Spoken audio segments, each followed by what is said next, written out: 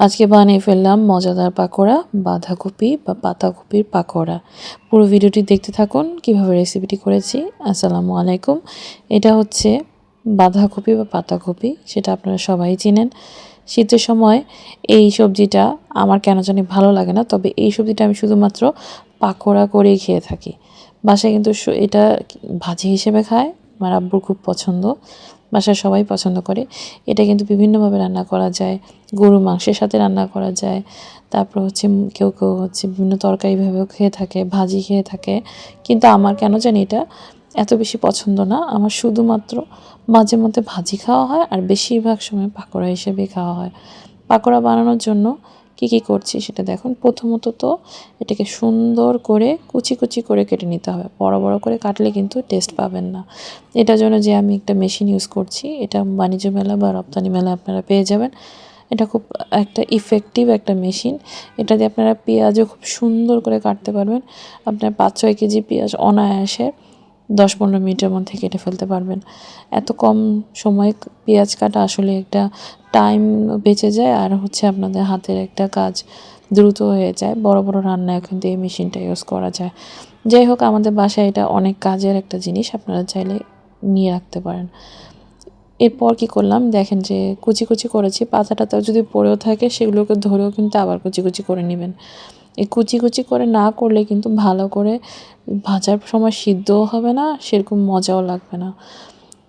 এগুলো কিন্তু আবার আপনারা চাইলে কুচি করে ফ্রিজে কিন্তু রেখেও দিতে পারেন, যখন প্রয়োজন তখন বের করে বানিয়ে নিতে পারেন, সময়টা বেঁচে যাবে।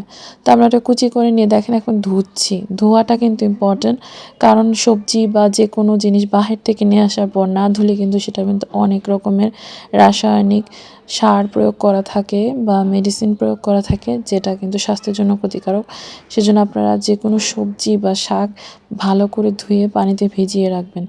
ধোয়ার পর্ব শেষ। এরপর দিয়ে দিচ্ছি পেঁয়াজ কুচি, তার সাথে কী দিচ্ছি দেখেন পর্যায়ক্রমে। আমি দিব একটু আদা রসুনের বাটা, আদা দিব, রসুন দিব। আদার পরিমাণটা একটু বেশি থাকবে, রসুনের পরিমাণ একটু কম থাকবে। তারপরে দিচ্ছি হচ্ছে হলুদ, মরিচ এবং সাথে একটু জিরার গুঁড়া। এগুলো সব কিছু দিয়ে ভালো করে মিক্স করে মাখতে হবে। আপনার হাতে মাখার উপরেই হচ্ছে জিনিসটা মজা ডিপেন্ড করে। যেহেতু এটা একটা শক্ত বা একটু খসখসে টাইপের পাতা, তো এটাকে যখন আপনারা মাখবেন তখন এটা থেকে একটা রস বের হবে। সেই রসটা দিয়ে আমাদেরকে পুরোটা জিনিসটা রেডি করে নিতে হবে। যেভাবে করে পাকোড়ার জন্য আমাদের প্রয়োজন সেরকম করে আমরা মেখে নিব। দেখেন সাথে কিন্তু জিরার গুঁড়াও দিবেন, জিরার গুঁড়া দিলে কিন্তু মজা হবে।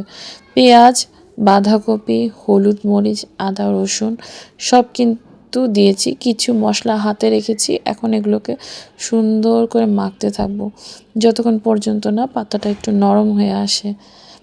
ঝরঝরা অবস্থায় কিন্তু এটা হবে না, তো ভালো করে এটাকে মাখতে হবে। অনেকে খুব দ্রুত করে ফেলেন, কিছু জিনিসের টেকনিক যদি অবলম্বন করেন আরও বেশি সুন্দর হবে।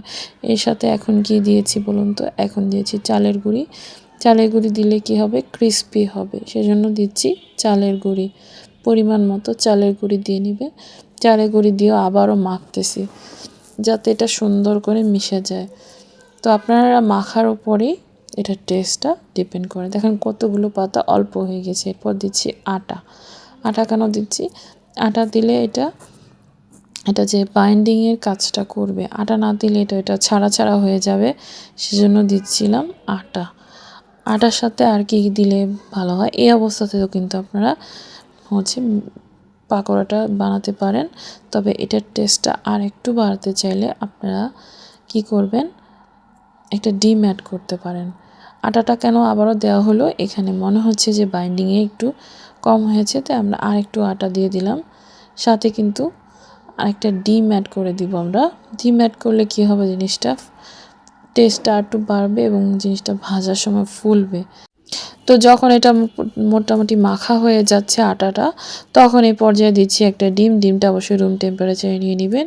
এটা কিন্তু ফ্রিজ থেকে ডিরেক্ট দেওয়ার কারণে দেখেন ডিমটা জমে যাচ্ছে। তো রুম টেম্পারেচারে যদি নিয়ে রাখতে পারেন তাহলে বেশি ভালো। ডিমের কাজ হচ্ছে রুম টেম্পারেচারে নিয়েই করা উচিত, সেটা কেক বানানোর ক্ষেত্রেও করতে হয়। যাই হোক, এখানে এখন ডিমটাকে সুন্দর করে মাখিয়ে নিয়েছি, দেখেন এখন স্টিকি হয়ে যাচ্ছে। তার মানে মোটামুটি আমাদের পাকোড়ার জন্য যে ডোটা রেডি হয়ে গেছে। দেখেন এটার মধ্যে কি দিচ্ছি, এখন দিচ্ছি লবণ। লবণটা দিয়ে এখন যখন আমি মাখবো তখন এটা থেকে একটু পানি বের হবে। যদি এটাতে একটু বেশি নরম হয়ে যায় সেক্ষেত্রে আপনার আর একটু আটা অ্যাড করে দিবেন। লবণটা দিয়ে আমরা এখন আবার মাখতেছি। তবে ডিমটা দেওয়ার আগে যদি লবণটা দেওয়া যেত বেশি ভালো হতো, টেস্ট করা যায়। এটা আমি পরিমাণ মতো দিয়ে নিয়েছি। তারপর এটা রেডি হয়ে গেল। এরপর দিচ্ছি কাঁচামরিচ। কাঁচামরিচ যদি আগে দেন তবে কিন্তু হাত জ্বলবে। এটা কিন্তু আমার গাছের কাঁচামরিচ, বাগান থেকে নিয়ে আসা কালো এবং সবুজ 2 রকমের কাঁচামরিচ দিয়ে দিলাম। কালো মরিচগুলো কিন্তু অনেক ঝাল, তো আপনার পরিমাণ মতো ঝাল দেবেন। আর এই গাছের কাঁচামরিচের কথা তো মানে সেটা কি বলবো, বলে শেষ করা যাবে না, অনেক সুন্দর স্মেল। বোম্বাই মরিচের যেরকম একটা স্মেল পাওয়া যায়, গাছের কাঁচামরিচের একটা আলাদা স্মেল আসে। টাটকা টাটকা খেলে তো কথাই নেই। এটা কিন্তু আমাদের রেডি হয়ে গেল। সাথে সাথে দেখছি যে একটু নরম হয়েছে, তো আমরা আরেকটু আটা মিক্স করে এটাকে নিয়ে যাব চুলায়। এখন ভাজা শুরু করে দিব। ভাজার জন্য অল্প একটু তেল নিয়েছি, দেখেন বেশি তেলেরও প্রয়োজন নেই। এটা ভাজার জন্য অল্প একটু তেল দিয়ে ভেজে নিতে পারবেন। একবারে যতটুকু দরকার আপনাদের একবারে দিয়ে নেবেন। এক পাশ ভাজা হলে পরে উল্টে একটু চাপ দিয়ে আরেক পাশ ভেজে নেবেন। এটা কোনো মানে কষ্ট করে ভাজার কিছু নেই। অবশ্যই তেলটা এমন পর্যায়ে দিবেন, তেলটা খুব বেশি মানে ঠান্ডা অবস্থায় বা গরম অবস্থায় না, যেভাবে করে আর কি প্রথমে একটু ছেড়ে দেখবেন তেলটা গরম হয়েছে কিনা, তারপর আস্তে আস্তে দিবেন জিনিসগুলো।